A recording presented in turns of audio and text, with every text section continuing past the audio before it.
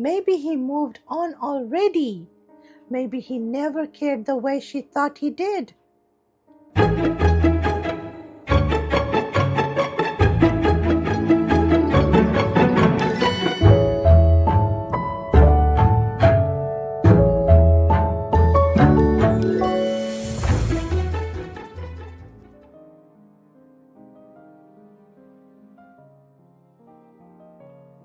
I would like you guys to stop scrolling and please hear me out today. Some breakups don't just break your heart, they break your identity, your nervous system, your ability to feel emotionally safe in your own body. And if you have ever sat on the bathroom floor crying silently at 2 a.m., trying not to wake anyone up while your chest physically hurt from emotional pain, this message is for you. Hello, beautiful souls. Welcome back to the Inner Bloom Journey podcast. I'm your host, Salma.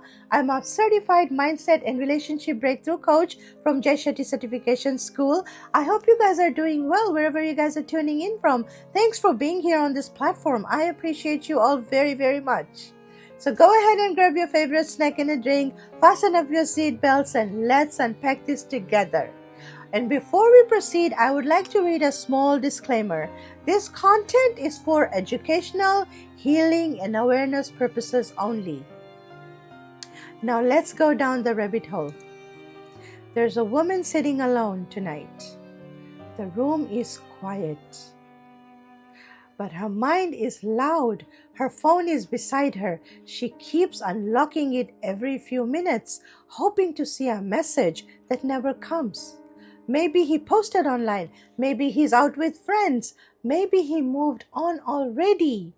Maybe he never cared the way she thought he did. And now her mind is spiraling. Her chest feels tight. Her stomach is in knots. Her hands feel cold. Her anxiety is through the roof. Her body is exhausted. But sleep refuses to come. Because heartbreak does not only affect emotions, it affects the nervous system. And this is the part society does not talk about enough. People think heartbreak is just sadness. No. It's not just sadness. Sometimes heartbreak becomes trauma, especially for many men and women in their 30s to mid 40s, because now this is not teenage heartbreak anymore. Now there were real dreams attached, marriage, children, growing old gracefully together, building a home, building safety, building a future. And when that relationship collapses, sometimes your entire sense of emotional security collapses with it. Now let's go down even deeper. One of the most painful parts of heartbreak is grieving someone who is still alive. Grieving someone who is still alive. Think about it. Think about it for a second. The person still exists. You know they are somewhere in the world, breathing, laughing, living, posting online. But emotionally, they're no longer yours. And the mind struggles to process that reality. And that is why people replay memories obsessively after a heartbreak, because the brain is trying to understand, how did someone who once loved me become emotionally distant? How? And this is where the rabbit hole becomes dark. Sometimes the breakup itself is not even the deepest pain. Sometimes the deepest pain is realizing you ignored red flags, abandoned yourself, over-explained your needs, accepted emotional inconsistency, and kept loving someone who slowly stopped choosing you. That realization can shatter a person internally, especially women who loved deeply, women who stayed patient, women who kept forgiving, women who kept communicating, women who kept trying to fix things, women who kept shrinking themselves to keep the relationship alive, only to wake up one day realizing they lost themselves while trying not to lose someone else. And now let's talk about something uncomfortable. Why do some people become emotionally addicted to relationships that hurt them. Why? Because the body can become chemically attached to emotional inconsistency. This is why emotionally unavailable relationships feel so addictive. The highs feel euphoric, the lows feel devastating. The nervous system becomes trapped in survival mode. One day affection, one day distance, one day reassurance, one day coldness, one day love, one day silence. And over time, the nervous system starts confusing anxiety with love. That is the rabbit hole. Some people are not in love with peace because peace feels unfamiliar. Chaos became familiar. Walking on eggshells became familiar. Overthinking became familiar. Begging for reassurance became familiar. Waiting for texts became familiar. Trying to earn love became familiar. And when the relationship ends, the body goes into withdrawal, like a real withdrawal. And that is why heartbreak can cause panic attacks, insomnia, appetite loss, emotional numbness, obsessive thoughts, depression, anxiety, physical chest pain, emotional exhaustion, difficulty functioning at work, you name it. Because the body does not understand why the person it emotionally attached to suddenly disappeared emotionally. And this is why healing can not only happen mentally. You cannot simply logic yourself out of heartbreak. Your nervous system needs healing too. Now let's talk about nighttime, because nighttime after heartbreak is different. During the day, people distract themselves. Work, friends, social media, responsibilities. But what about nighttime? Nighttime forces people to face themselves. And for many people, that is when the breakdown actually happens. The empty side of the bed, that silence, that missing routine, that urge to text them, that urge to hear their voice maybe one more time. And sometimes people do not miss the actual relationship. They miss the emotional attachment, the familiarity, the companionship, the potential, the hope of what it could have become.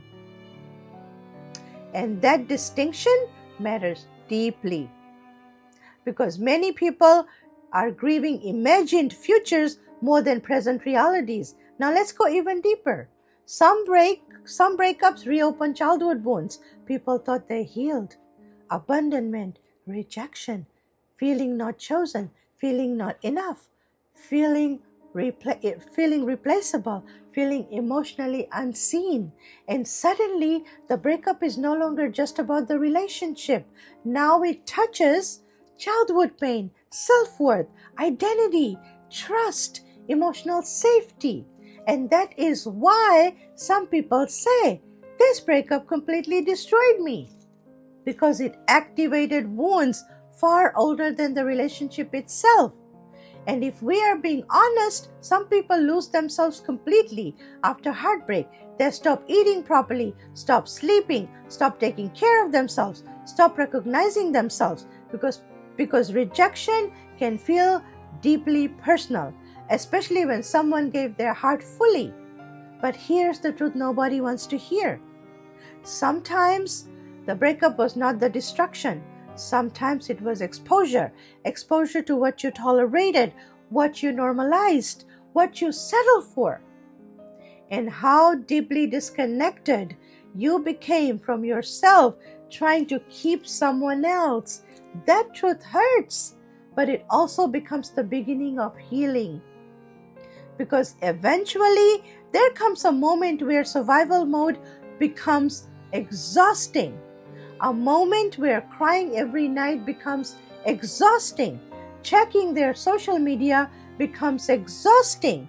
Waiting for closure becomes exhausting.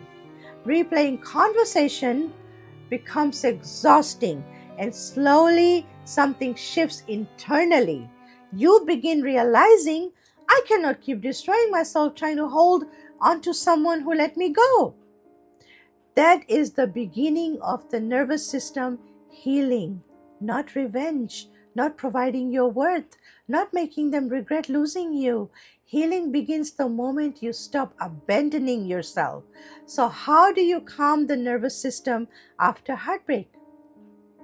Slowly, gently, patiently, you give your body safety again through sleep, hydration, movement, prayer, journaling, therapy, sunlight, grounding, emotional boundaries, safe friendships, less social media stalking, less self-abandonment. You stop forcing yourself to move on fast. You stop shaming yourself for grieving deeply. You stop pretending you're okay when internally you're falling apart. And instead, you begin rebuilding a relationship with your own self. Because healing is not becoming cold, healing is learning how to stay soft without betraying yourself again. And one day, very quietly, you will wake up and realize their absence no longer controls your emotional state. You no longer check your phone every 5 minutes. You no longer cry every night. You no longer romanticize the bare minimum. You no longer beg for clarity from someone committed to confusion. And that is powerful in itself. Because true healing is not when you stop loving them completely. True healing is when you finally love yourself enough to stop bleeding for people who became comfortable watching you hurt. So I have a reflection question for you guys today. Are you truly grieving the person, or are you grieving the emotional attachment, the potential, and the version of the future you created in your mind? Ask yourself. And if this message spoke to your soul, follow the Inner Bloom journey and walk this healing journey with me. And before you leave today, I want you to welcome every emotion that comes with healing. Please, even if it means crying for hours, hurting for hours, feeling everything you tried to suppress, welcome it. Let those tears flow, because after all of that pain, after all of that release, you're going to become a stronger version of yourself that no one can ever break.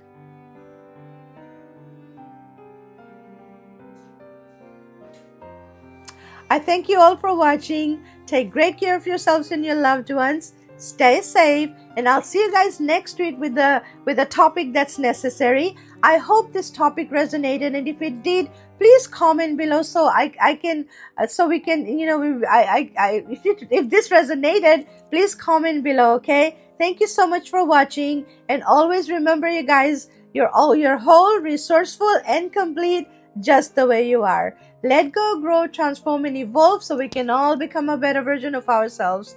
Take care, you guys. I'll see you guys next week. Until then, love you all. Thank you so much.